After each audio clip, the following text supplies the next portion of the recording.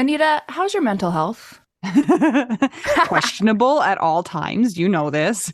Yeah, how's the mental health of your children? Also a little bit tricky. Can I tell you my experience in trying to find therapists for myself and my kids, Mel? Yes, please. Okay, this is how it goes. You ask around your friends and your family for a referral for somebody who's nearby. You finally find somebody who sounds like they might work for your family. You give them a call and you find out that A, they're not accepting new patients, or B, they have a huge wait list. So you start over again and you ask people if they know anybody who would be a good therapist and a good fit. Finally, you find one, you go and you meet with them and you figure out that you don't actually like them that much. But it's been so much work to find somebody who you can go to in your area that you're kind of stuck with them. Well, do you have any ideas for how to get around this? I do, because guess what? I've actually had some therapists that I have found on my own, which involves what you're saying. Sometimes I remember one time I was like 3 hours in the bathtub on my phone looking through websites. I was such a prune at the end. But I have also had the experience with working with BetterHelp. And it was like, I don't want to say too good to be true, but because it is true, but it's like amazing because I was matched with my therapist within 24 hours. And you didn't have to go through all of that other ridiculous process of trying to find somebody. And here's the cool thing too, is if that person didn't work out for you, you can just switch and say, and it's not like you're committing to another years long search for somebody who you're going to jive with. It's true. And I lucked out, or maybe just BetterHelp is really good at matching people together because I never had to change my therapist. I loved her. Perfect fit for me. And I know that some of our friends have used BetterHelp and they've had to change therapists, and boom, same day, you can change. Easy peasy. You can ghost your therapist. Get a new one. I love this idea. BetterHelp is one of our sponsors. If you use our promo code trybetterhelp.com/WWDN, you get 10% off your first month. And we totally recommend it. Yes. Get some therapy. That's trybetterhelp.com/WWDN. Hi, Anita. Hey, Mel. How's it going? Yeah. So. How are you? I'm okay, actually. Oh, that's cool. It's because you just got back from New York. Yeah, I had a great time. That's awesome. Hey, how about we introduce ourselves not 20 minutes into the podcast this time? Okay, my name's Mel. I'm Anita. We're two young widows living our best life, trying to figure out, what do we do now? The bug. Poor Owen. Okay, what's happening? Okay. So there's a high possibility today, Mel, that when we're talking, I'll just start crying. And you asked if we should postpone the recording of this, and I thought long and hard for like 2 seconds and said, no, let's do it, because I think it's, we're not trying to like trick anybody, right? Right. We're trying to be like real life widowhood grief business. So, and this is how it is. This is how it is. Anita has been having a rough day. Yeah, it didn't start out being a rough day, but it turned into a rough day where there was lots of crying and all my mascara came off. Like that kind of a crying day. It's too bad that because you swim, you can't get eyelash extensions. I know. I would really actually like to talk about eyelashes because I feel like I have a pretty good eyelash situation right now, unless you're crying a lot. Correct. Yeah, so I've been using like a lash boost serum, and then my favorite mascara that's called, I don't know what it's called, but it's the Beauty Tubes, and it gives me a nice eyelash, which is important because you need to not look like you've been crying all the time, even if you have been crying all the time. But I was crying so much today that my mascara came off, all the way off. Was this before or after you sent me the picture of you in your funeral dress? It was after, and I got stuck in my funeral dress.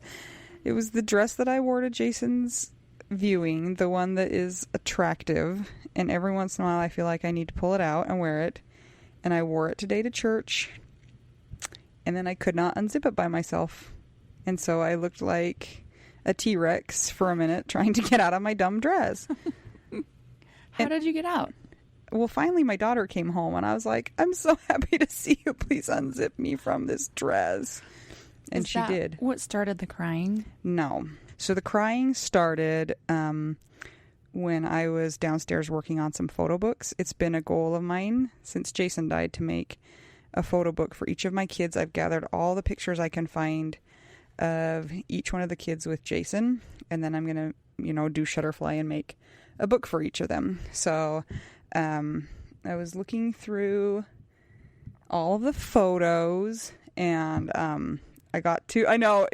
Here we go. Oh my gosh. I got to Halloween and those are like the last pictures we have are of Halloween last year. And I'm like, we've passed the point where there's no more pictures anymore. And I just like lost it. I was sad.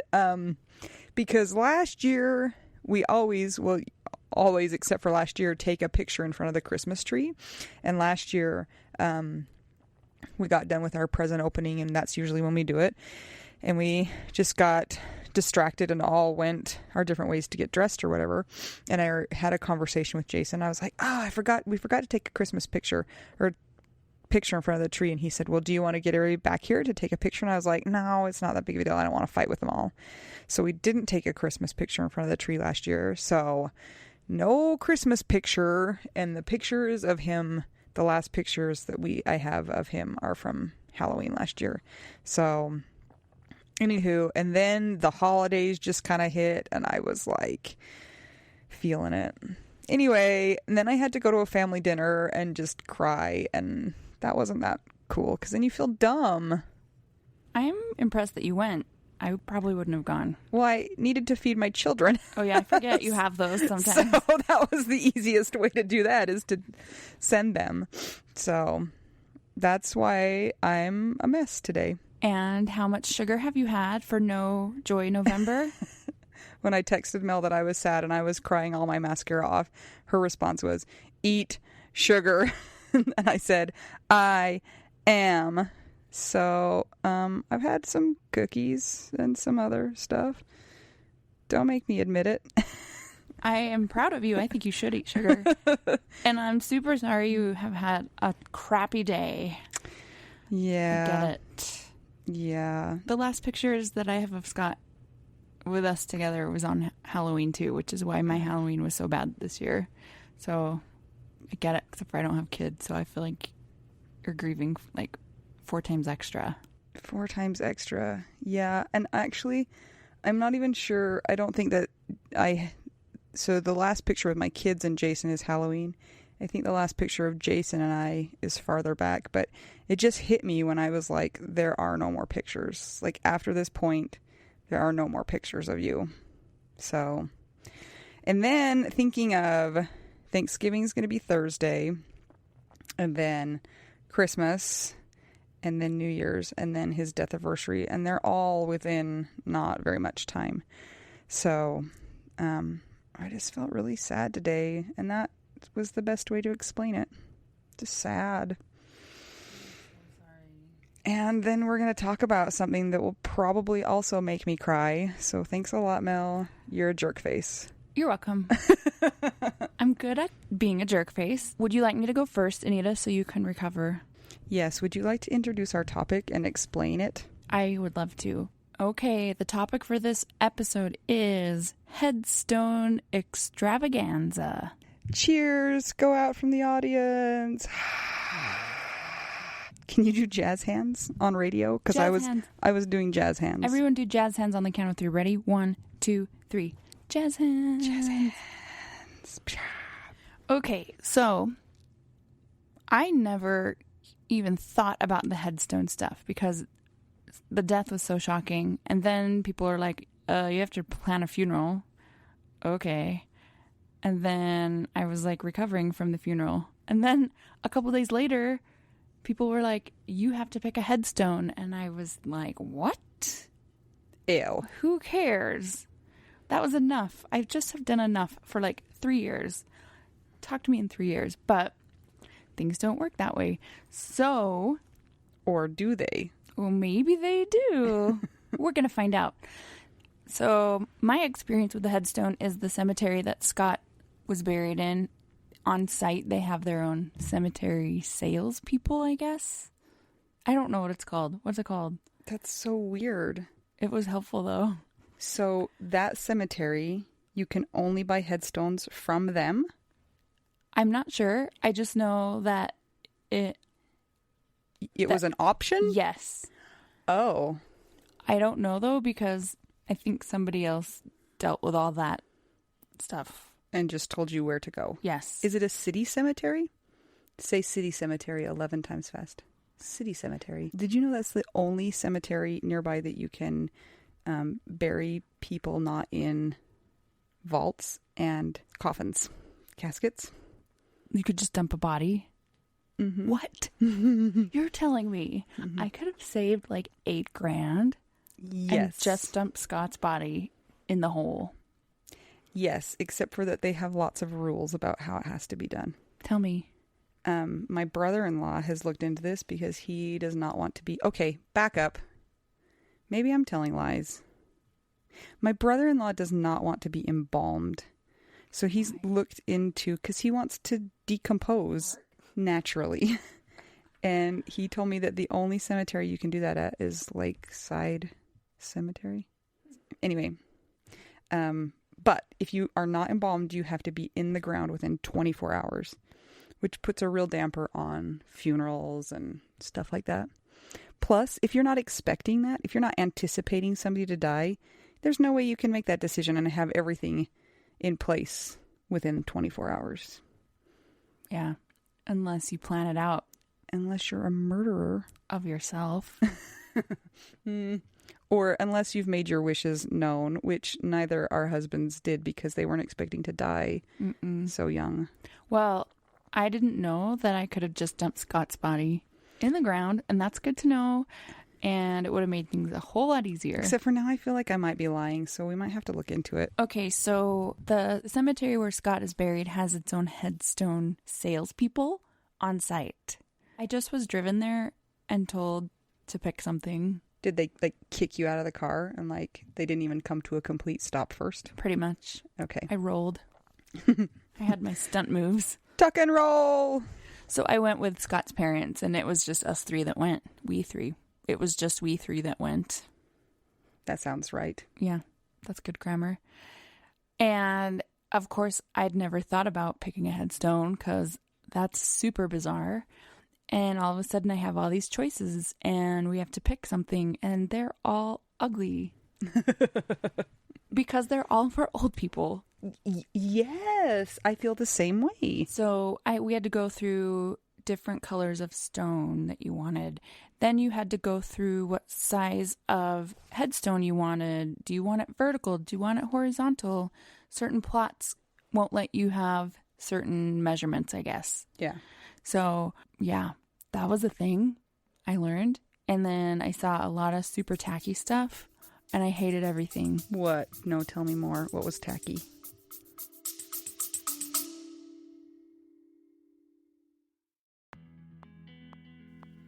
Sometimes we assume that unless we had a huge life insurance payout, we don't really need to know anything about investments or even finances. But guess what? A little knowledge of finances is critical for all of us. Maybe your partner was in charge of that stuff, and now you find yourself making all the decisions. Maybe you're mad about that. Maybe I am. Nicole from the He's Gone But the Money's Not podcast is here to help. She tackles financial literacy by telling the stories of women and widows and finance experts, and shares the lessons they've learned as certified financial planners. Whether you know a lot and feel confident in your financial decisions or feel unsure about all of that stuff, there is more to learn. Listen and subscribe to the He's Gone But the Money's Not podcast on all podcast platforms. This ad was paid for by Rockhouse Financial, an SEC registered investment advisor.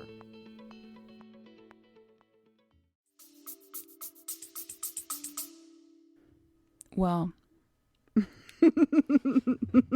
my number one most favorite tacky thing is not all the decals you can put on there, like RVs. What? Oh, yeah. Didn't you get those choices? Wait, we're going to get to that. Yeah. Not those tacky things like RVs, unicorns, pianos. The guy that was selling us the headstone said, "You're a musician, so look, you could put this piano on there." And I'm like, Please let me vomit right now. No. I know so many headstones that are like that, where they're like, husband, he liked golf clubs. Wife, she liked baking cookies. Cookies. Here you are represented in stone. Enjoy eternity. I was so proud of myself because, of course, I love tormenting Scott with tacky things, but I figured it would be a little much to make the headstone look super tacky. So I did love all those things that were like, I'd never imagined those going on a headstone before. Gaudy and atrocious. Very much so. And side note, I've always been opposed to tacky musical socks and ties and bags and all that stuff. And dang it, now I can't get you that keyboard present I was going to get you for Christmas. That what? didn't even come out right. We're so like out of it. Wait, what were you going to get me? Something keyboard related for show. Keyboard onesies? Mittens. That you wouldn't even be able to play the piano in because your fingers are all smushed together. Maybe. Well, are you so proud of me that I didn't get anything tacky for Scott's headstone? I am proud of you, I think. Thank you. We had a hard time deciding because everything looked stupid. But my most favorite tacky thing ever was you can get portraits of the dead person engraved onto the headstone. You think that's tacky? Yes. Dang it. This is going to get really awkward in about 12 minutes. Should I delete it? No. Wait, do you not think that's tacky? It depends. I've seen some really cool headstones that have pictures on them. Engraved pictures? Yes, that I thought are cool. Of people's faces. So maybe the one that I saw was a very bad job. But these ones, the ones I saw were like, I don't even know how to describe it. It was like an etching. It wasn't like a carving. Does that make any sense? So it had finer strokes and it looked better? I think so. Okay, whatever I saw, maybe it was done in the 90s. Uh-huh. It looked terrible. Was it like one of those bad tattoos? Exactly. Where you're like, ah! Yep. Totally Pinterest worthy. Oh, no. Yeah. So we ended up finally finding something that seemed decent. And I just kept thinking, like, how in the world are we supposed to choose something? Like, the last thing that I chose with Scott was our wedding invitations. So I kind of actually went by the requirements we had for our wedding invitations because we both liked a clean look. Oh, okay. Nothing too crazy. And so his headstone ended up looking really clean. Did his parents have a lot of input? Here's the funny thing about his parents. The three of us together are kind of the same when it comes to decisions. So we were all like, I don't know if that's fine. Like, do you like it? What do you want? And I think we all three just didn't want any of the others to feel stepped on or not heard. But we are all so much alike that we just like sat there kind of going around in circles saying, what do you think? I don't know. What do you think? I don't know. Do you feel okay about it? I don't know. Oh, I can't believe this has happened. It took like 4 hours. Oh my gosh. I think. How long after Scott died did you do this? I think it was like 4 days after the funeral, perhaps. Whoa. That's really quick. I think, oh wait, no. I know what it was because he died and then his parents went back to Boise. It must have been around Thanksgiving because they were back in town for Thanksgiving. So maybe a couple weeks. A couple weeks. I lied. I'm sorry. Okay. Because 4 days would be like, yeah, that wow. Was, yeah. Okay. So a couple weeks later. And who like made you do it? I think Scott's parents were just like, we're going to go and do this. We're coming to get you. Okay. Interesting. Yeah. So they gave me a nice printout of the headstone so I could sit with it. And because he died in November, I think they couldn't even put it in until after Memorial Day or something like that because of the ground. Yeah. Here, because winter in Utah. I had a printout of a headstone with Scott's name, birth date, death date, then my name, just with a birth date. And I put it on my fridge. and I saw it every single day. And every single day that I looked at it, I just was like, this is so bizarre. But it actually kind of helped me to get used to it and be okay with it. And the thing that was really interesting, I just remembered, is that whole, I think it was like a couple weeks after he died where I felt super abandoned by most people. There were a couple that were still around, aka my mom and my best friend.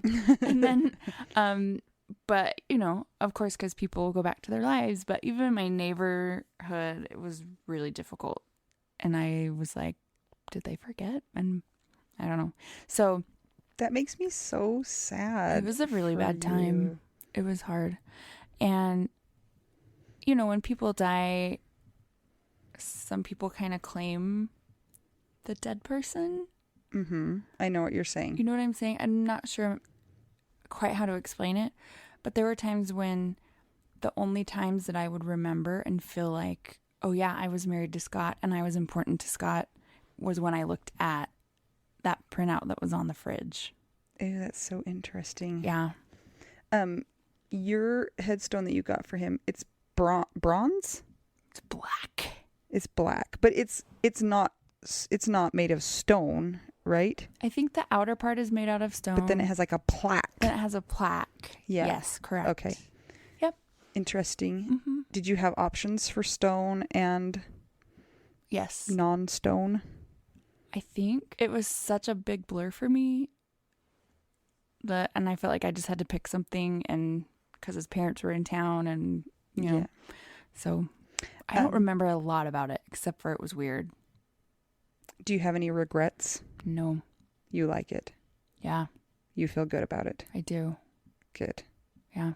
Here's a personal question. What? How much did it cost? $4,000. And you had no qualms about putting your own name on it? That helped to remind you that you were Scott's? Yes. Does it make you feel weird when you go to the cemetery, though, and your name is there? Yes. Do you sometimes lay down in front of your name? No. You should. That would be awesome. In fact, not this year on Scott's birthday, but last year on Scott's birthday, it was so hard for me to realize that he was dead and that I was, at the time, 36. And that's when I was looking around at the other headstones and just looking for people who maybe had a spouse that was still living. And then kind of feeling a kinship with them. But then when I would look at the date, they were old people. They were born in like 1912. So I actually haven't been to the cemetery since Scott's birthday, September 11th of 2018, because it sent me kind of into a suicidal sort of a thing. Oh. So I'm a terrible person for not going, but I'm keeping myself alive, so I don't care. I don't know that you're a terrible person. Some people are cemetery people, and some people are not cemetery people. Yeah. Some people get a bench so they can go and sit there and talk to their dead person for a long time. And some people don't do that. I think that's a totally personal, no judgment thing. I actually just remembered that I did go there on, maybe it was that year, on Memorial Day. But oh yeah, you did. You posted pictures. Did I go this year? Uh-huh. Okay. Yes, you did. Okay, so I take that back. I have gone since his birthday. But let's talk about before the headstone was even put in. Yeah. So, let's do that. I had to be out of our house on Memorial Day because the owners were selling their house, and that's the date that they gave me to be out by. So that was November. How many months is that? 6 months. I had 6 months from when Scott died. Don't ask me to do math.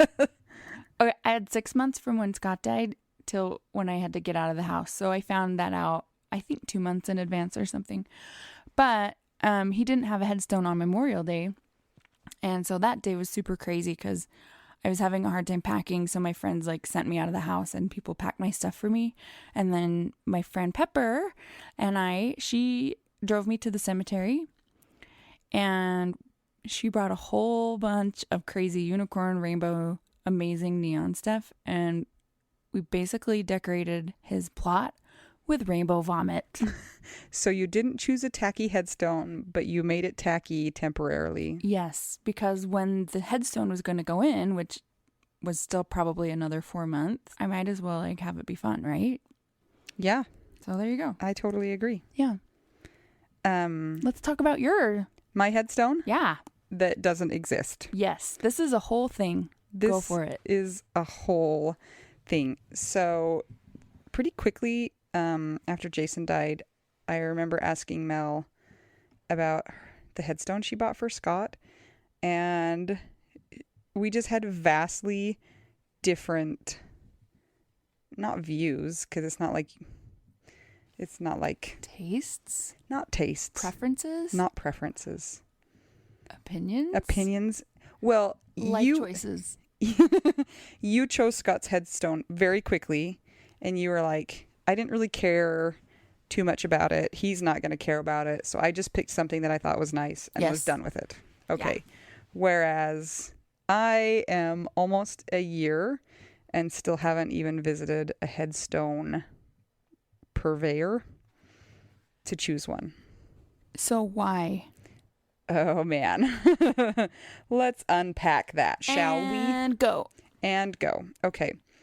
So, firstly, when I was making arrangements with the funeral home, the funeral director was like, we work through this headstone company and you really need to go with them. They can get you a better deal, blah, blah, blah, blah, blah. And I was annoyed because I felt like they were pressuring me into buying a headstone. And I was like, I'm not going to worry about that right now. And they were like, well, if you don't choose it by this date, then they can't have it in by Memorial Day. And I was like, I don't care. I'm not thinking about that right now. This is a big decision. And they're expensive, so I'm sure they get a pretty hefty commission on them when they sell one through that particular place. So, and I liked our funeral director. You used the same one. I'm not saying anything bad about them. It's just how the system works. It's kind of an annoyingly monetized, take advantage of you system. In fact, I was out and about. I was taking one of my children to counseling. And who walks out of the building next to the counseling office but my funeral director? What? And he stops me and says, Anita, I just wanted to remind you or let you know that if you don't choose a headstone but before such and such date, they can't have it in before Memorial Day. And I was like, super big eye roll. I don't want to talk about it. You're not going to pressure me into buying a headstone. So that kind of like set me on a path of a little bit of annoyance because I didn't feel like I wanted to be pressured into that decision at all. And I also don't want to feel like I'm being taken advantage of and that they're going to steal all my money. Right. For a headstone. Okay, so that's the first part of my issues. Part 2 is this. How do you represent a person's entire life in a chunk of rock? I'll tell you how. How? Decals of RVs, unicorns, and piano keys. Yeah. Or you could get one of those nice portraits engraved. That might happen. His headstone might be like 6 feet long. Mel's going to be like, that is the tackiest headstone, but I'm never going to tell Anita that because how embarrassing is that? But that's just the point, is we're trying to like distill a person's life down to one graphic, one JPEG file. And how can you do that to a person? I just can't wrap my head around trying to represent a person's life in a piece of rock. I think that's where we think of it differently. Because yes. For me, I'm just like, Scott's dead and he's in the ground. It's all nonsense to me. So, right. Okay, there's his name. There's the facts. Done. Just the facts, ma'am. But for you feel like headstones are representation of lives. Right? Well, I mean, yeah, sort of. And I think about people walking through the cemetery. When you walk through the cemetery, how are people going to know that this person was special? Better than all the other buried people here. They just have to guess. But that's so upsetting to me. because how are you supposed to know? How is somebody supposed to know that under that grass is like the most important person in the world? Keyboards just don't do it. RV. Neither thing actually makes any sense for Jason. But the other thing is there's not any one thing that I can say he was either. You know, like at least a musician, you can represent being a musician with a keyboard, but there's not really one thing that he was. You could say, here lies the most special person in the entire world. I was thinking of getting it made of diamonds, but that might present a whole host of theft. I'm not that rich. Yeah. Stuff like that. So the other thing is it is set in stone, right? You choose it. Once you've chosen it, there's no takebacks unless you want to spend another $5,000 on a headstone. Correct. So that's a little bit of pressure. I feel a great deal of pressure. Luckily, I have not had people pressuring me since my funeral director. People have asked me about it and want to know. Like Jason's family has brought it up a couple times, but not in like a come on kind of a way. Although maybe they feel that way. Maybe they're like, we'd really like there to be something there instead of just grass. Because also something that is upsetting to me is that his little grass outline, you can't really see where the hole was dug. Does that make sense? So you're starting to not be able to identify his spot just with the grass. So he needs a marker of some sort. Yeah. Ugh. So where are you at with this process right now? Are you just still not dealing with it because you're still upset and you don't know what to do? So I've thought a lot about designs and kind of what I want to do. And I have some ideas of things for sure that I want to do on it. Like I got all of our kids' handprints, and I want to put our kids' handprints on the back of it, and then had them like signed by their handprints. I know I want that, but the thing is I'm not even sure about a single headstone versus a double headstone. And the reason for that, and you wouldn't have the same reason, is that I kind of think it would be weird for my kids to go there and see your name. Yeah, dad's name and mom's name, but mom's still alive. Dad's dead. So I've asked lots of people's opinions, and everybody just says it's a personal choice. But I don't know what I want to do. And for some people, that's a matter of they are leaving themselves open to get remarried. And that's not it for me. I'm not like not putting myself on the headstone because I'm like, I'm out of here. I'm going to find myself another man. I don't feel like that. It's just the weirdness of seeing your own name on a headstone. So I haven't even decided that yet. And that seems like kind of a big decision. That's like step one in the decision. Yeah. So, and then you skipped over this difficulty also. I feel like, who do you go to? How do you choose a company? I don't really want to go shopping around. And I don't want somebody who's going to rip me off either. So, and I want somebody who's going to do a good job. And that stresses me out for everything in life, having to choose someone to change my oil and to fix stuff. I get like buyer's anxiety. Do you get paralysis by analysis? Yes. Bam. That's the best rhyming phrase I've heard this whole day. So that's where I am. And then I think to myself, what if they design it and they make it and I hate it? I don't have the cojones to tell people if I don't like things. So I would just not say anything and then hate it and be bitter and angry about it for the rest of my life. So that's a problem also. But what I kind of would like to do, what I've been thinking about lately is, have I told you the Jason is in the kayak analogy? You've told me, but you've not told our listeners. Well, I'm sorry, Mel. If you know, then that's all that matters, and I don't need to tell them. Great. If you send us more cheese, we'll tell you. Oh, except for I am getting old, and so much cheese has been hurting my tummy, Mel. It's a bad deal. I got to back off on the cheese. So Jason was an open water marathon swimmer. So what that means is you get in a lake and you swim for more than 6 miles. And that's equivalent to a marathon running. It takes about the same amount of time, and that's considered a marathon swim. But in a marathon swim, you're required to have a support kayaker who kayaks next to you.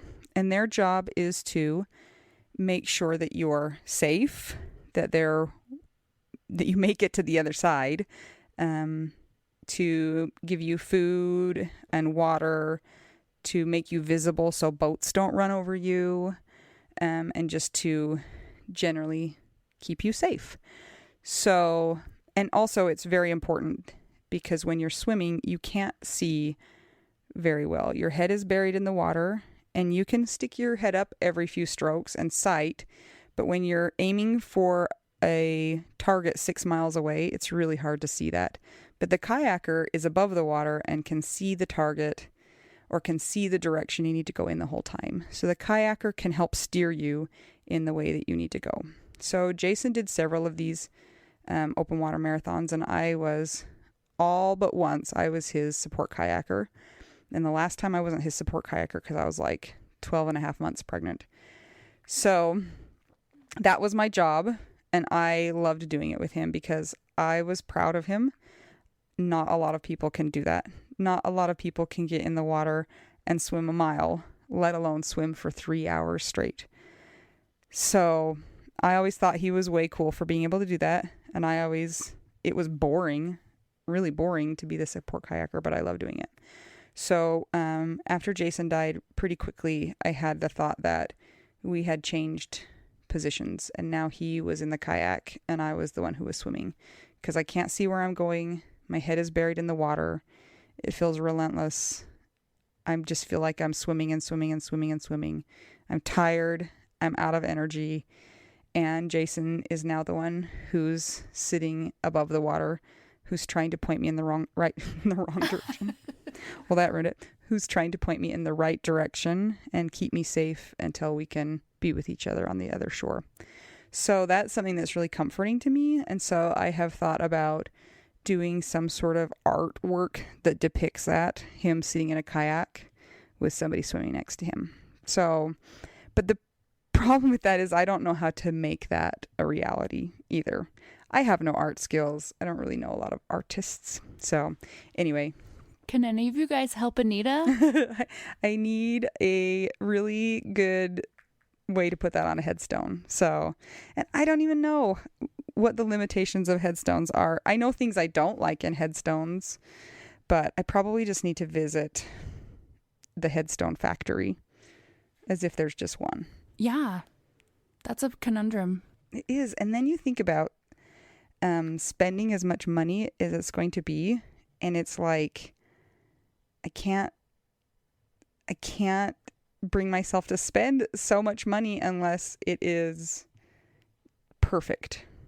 And so I'm paralyzed by it. And there is a little piece of me that feels like once that's there, it's done. It finalizes something. So do you want to hear something that's super ironic though about my whole paralysis? Yeah. Okay. So my grandma died in 2011. And I helped my grandpa with his expenses. Like I help him pay his bills. Not like I don't pay for them, but I help him keep track of his bills. And one day I went to where he works. He's 89 years old and he still works every day. I went and I said to him, Grandpa, get in the car. And I made him get in the car and I drove him to a headstone place. Headstone store? What do you call them? Headstone Emporium? The Headstone Emporium. And I made him get out. I said, it's time to buy a headstone for Grandma. And I forced him to get out of the car and went in there. I said, what do you want on her headstone? Because my fear is that he was going to die before choosing a headstone for her. And then we wouldn't know what his wishes were to be on there. And he's so funny because I said to him, Grandpa, what do you want on here? And he said, well, there's a photo of us, mixed pairs riding. They ride horses. And I was like, how would any of us know that if you don't tell somebody that? So anyway, I forced my grandpa to get a headstone for my grandma. And now I'm the one who is avoiding it. But in my defense, he waited 6 years. So it was 6 years before I finally was like, no, you have to do this. So it sounds like this is a genetic issue. Apparently it is. Ancestry.com can map this gene out. Yes. And it's the gene of we don't want to buy headstones for our loved ones. Well, Anita, good luck. Thank you. With your headstone issues. My headstone conundrums. And the headstone that we bought for my grandma was like, I want to say it was almost $7,000. Yeah. So it had like vases on the side of it, and they can get you. Oh, I forgot about that. Yeah. That's one of the decisions you have to make if you want the vase to be part of the headstone. I said no. Oh, interesting. Because I didn't want to have to deal with cleaning it. Yeah. Well, and at our cemetery, the sexton, did you know that was a thing? What is that? That's the person who's in charge of the cemetery. Oh. I did not know that. Do you know why I know that? Why? Because right after Jason died and I had to go buy a burial plot, my dad put me in the car and we drove to the city offices and we walked in and I was like in zombie mode, and he walked up to the little counter and he was like, may I speak to your sexton? And I was like, oh, what? Ew, gross. Yeah, Dad. And the lady was like, sure, just a moment. And I was like, apparently that's a thing. Wow. And it's the person who is in charge of the cemetery. It's called a sexton. I didn't know that. Thank you. Yeah, I was like, I would have said, hello, may I speak to the person who's in charge of the cemetery? The boss of the cemetery. And one cool story about that is in our cemetery, they don't let you choose your spot. They just are supposed to go down the row. But when I was... Oh. Did you get to choose? Yeah. Yeah. I think. I don't remember. Well, you're not supposed to... You don't get to choose at our cemetery. And when we got in there, I was talking to the sexton. The lady. I know. Ew.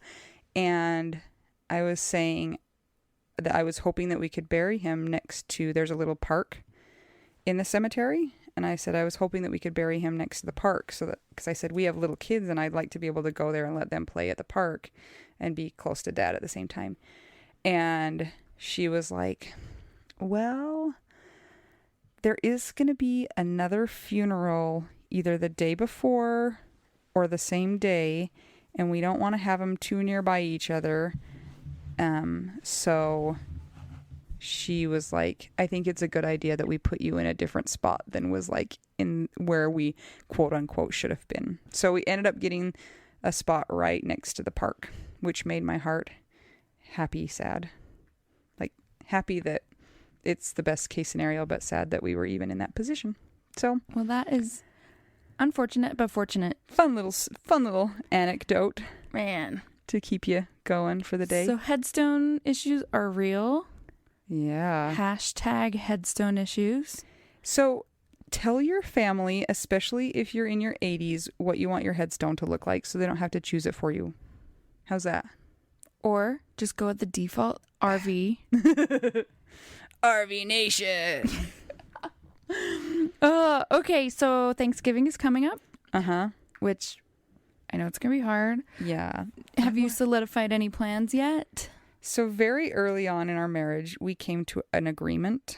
And the agreement was Thanksgiving is Jason's favorite holiday. Let me preface it with this. He loved Thanksgiving because it's all the happy family feeling with none of the stress of buying gifts.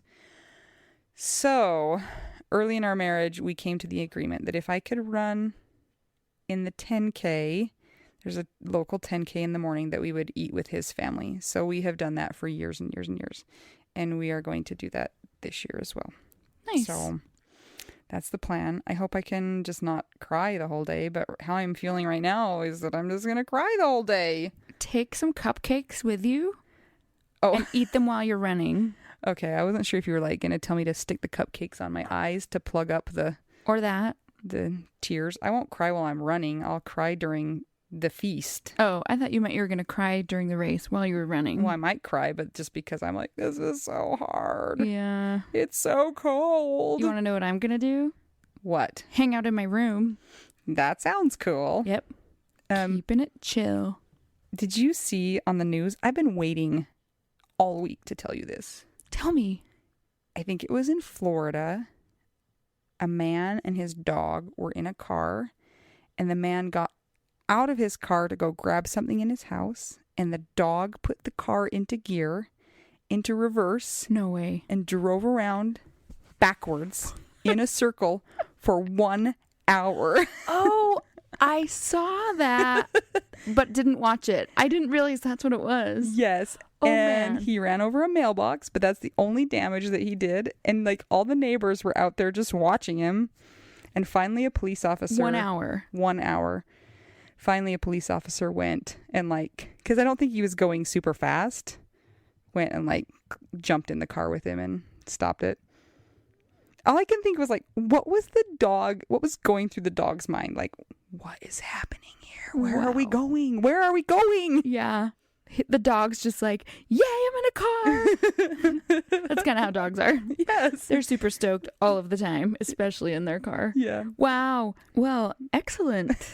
I've been waiting love for that. so long to tell you that. You could have texted it to me. No, because I needed to see your happy reaction when you heard about a dog driving. It did make me happy. Yes. You know what? Oh, now I'm going to explain a little bit about my New York trip on another episode in the future. Okay. But I will tell you something. So the person that I stayed with had a Labradoodle Uh-huh. that is also being trained to be a psychiatric service dog, just like my dog. A psychiatric service dog? Is that what they're called? Mm-hmm. Oh. Yeah. And there was a decision that I had to make really quickly that day that had to do with where I was going to stay that night because logistically there was an issue. And I guess that part of my issues are dealing with where I stay. Let me explain. So I think because I had to get out of our house, mine and Scott's house, so quickly, and then was like technically homeless for about a year. Like I stayed with friends and stuff. I think that I might have residual issues from that. And so it exhibited itself while I was in New York and I had to make a decision that affected like where I stayed that night. Uh-huh. And I just went whoop, and blank. Uh-huh. And she was like, uh-oh, you're not okay. I'm like, I'm sorry. My brain just broke. And so she got the dog and was like, the dog's name was Maya. She's like, Maya, come over here. She goes, she did this to me last night because I had a problem. But the thing that's interesting about this lady is she had her house burned down as a child. Whoa. And they were homeless for a while. Whoa. So she totally gets it. So What did the dog do to help you? laid on my chest. Okay, because so I was going to say earlier that I have experienced Mel's dogs, one of her dogs. She has like 13. That's not true. AKA 2. 2. Her dog's name is Scotty, which might be confusing because her husband's name's Scott and she named her dog Scotty. But I was at Mel's house one day and I was really stressed out about something. And I don't have dogs. I'm not like a dog person because I have too many kids. And I was explaining my like stresses and Scotty like jumped up on the couch and sat on top of me and like clunked down. And I was like, whoa, what is going on? And she was like, Scotty senses that you're upset and he is trying to ground you. And I was like, weird. Like, that's so crazy. You know what's even crazier is I didn't even train him to do that. He just does it. It was weird. And so he sat there and it really did kind of make me feel better. So it's weird. Like a weighted blanket that except for breathes. the breathe. Yeah, that And slobbers sheds. on you. And you have to feed it. And has dog breath. Yeah. Except he has good breath. Minty fresh. Yeah. When Jason died Uh-huh. and I had my meltdown, even though I didn't know you, Yeah. But for some reason I was like, that's my friend. I had to go home and like clear my schedule, take benzos, lay in bed, and just deal with it. And he came down, and I think I had like a bowl of Cheerios. food. It was tacos or something, like meat that dogs would like, and something that normally he'd jump up and try to eat. And he just laid down and put his head on my stomach, and it was right next to the bowl of meat. Didn't touch it. They just know what to do. Dogs are amazing. It's crazy. Yeah. He resisted the tacos. Mm-hmm. That's cool. I had my pug when Scott died, and I had my sister's poodle, Phil, little tiny poodle, at my house. And I have a picture, I saw it the other day. They both, one laid on my chest and the other laid on my lap while I was just in bed. While you were like for days. Freaking out. Yeah, I mostly wasn't freaking out because by then I was on drugs. Okay. While you were just gorked. So dogs are the best. Holidays are hard, and we hope you all have great Thanksgivings. And if you're a widow, we hope that you survive. Okay. So if you guys have a widow in your life, drop off a pie on the doorstep and run. That's my suggestion. Except for not to you, because you don't eat pies anymore. Drop off some keto cake cheesecakes on my doorstep. Cheesecakes? On my doorstep. On your doorstep. The cheesecakes are my favorite. Oh, I've never tried those. I mean, why would I? Because I just like actual sugar. I know. Okay. What's your suggestion for Widow Thanksgiving? Maybe you don't have one yet. Mostly, this is how I feel. I feel like if I'm crying, that you should just not look at me. That's how I feel. That's what you should do. Like, pretend that Anita's not over there looking really sad.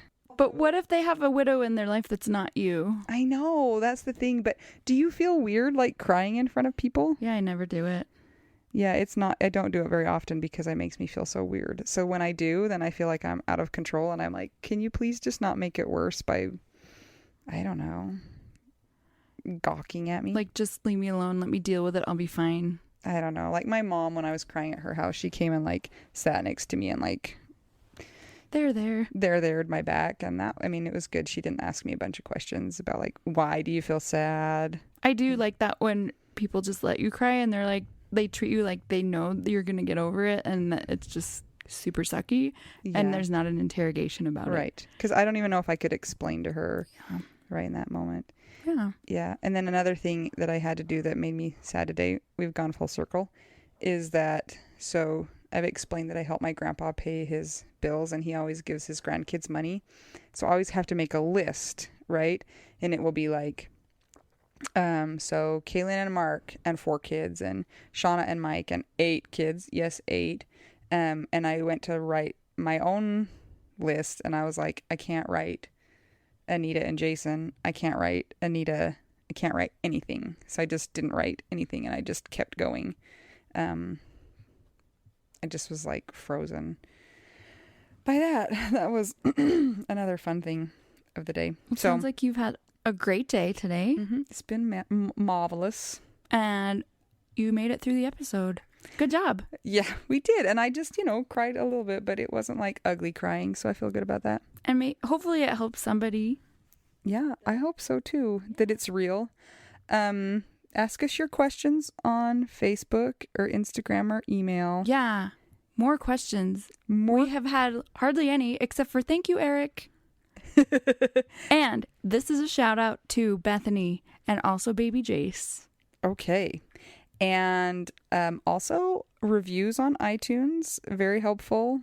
And we love reading them. So if you haven't done it and you've been listening to us, I have... What? Oh. I had somebody stop me in a public place and say, "You're Anita." And I was like, "Yeah." And she was like, "I've listened to your podcast." And I was like, I'm famous. Who was it? It's like my mom's neighbor, but I didn't know her, so I felt pretty cool. She knew who I was. I didn't know who she was. You guys, I am sitting next to a celebrity right now. It's so true. I got recognized out in public. Anyway, So if you've listened to all these episodes and you have not written a review, you're on our bad list. But once you write a review, except for Kirsten, because she brought us cheese. Yeah, but she wrote a review too. She did? Yes. She's Kirsten, like our super you're fan. The best. Also, I would like to say hello to my friend Val, because she is also the best. Okay. And anyway. we've been texting during this episode, actually. No What? offense. Are you two timing me with Val? No, she's married. Her husband is not dead yet. Oh, congratulations, Val. Val, we're going to be there for you when you are a widow, when you're 97. Oh, I hope that doesn't happen to her. Okay, well, happy Thanksgiving. Happy sad Thanksgiving. Happy sad Thanksgiving. Thanks for joining us. What if it's just Thanksgiving? So just say Thanksgiving. Yeah. With a head nod. Thanksgiving to you. Bow. Yes. Okay. Thanks for joining us. As we try to figure out what do we do now? Boo-hoo. I hate the holidays. Those are worst.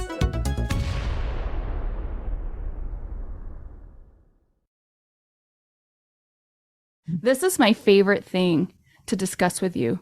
Tell me, what is it? One of my favorite things. I do enjoy tacos and cheese and dogs. This is about how you cannot pay hundreds and hundreds of dollars for a phone plan, especially when you're a widow, your person is dead, you might have kids, you might need another option, and you just want your phone to work, you want unlimited texting and service, and you want it to be like $25 a month. It blows my mind that they have plans that start at $15 a month. That is so cheap. And the cool thing is it uses other 5G networks, and so you don't have to pay extra for that, and you still get great service. Yep, Anita and I have traveled all over, and I have used my phone. So I highly recommend it. And my mom's even on it. When my dad died, we put his phone down to the cheapest plan, which is $15 a month. And I think my mom's on the $20 a month plan, and it's so worth it. It's so much cheaper than what we were all paying before. So I highly recommend it. If you're on a budget or not, who cares? Ryan Reynolds is in charge of the company, and they send you free stickers with Ryan Reynolds temporary tattoos. It's kind of the best. So if somebody wants to sign up, what can they do, Anita? Go to trymintmobile.com/WWDN. Seriously, you guys. Such a great idea. Save yourself some money. And if you're worried about losing data or having any changes with your phone, not going to happen. They walk you through it.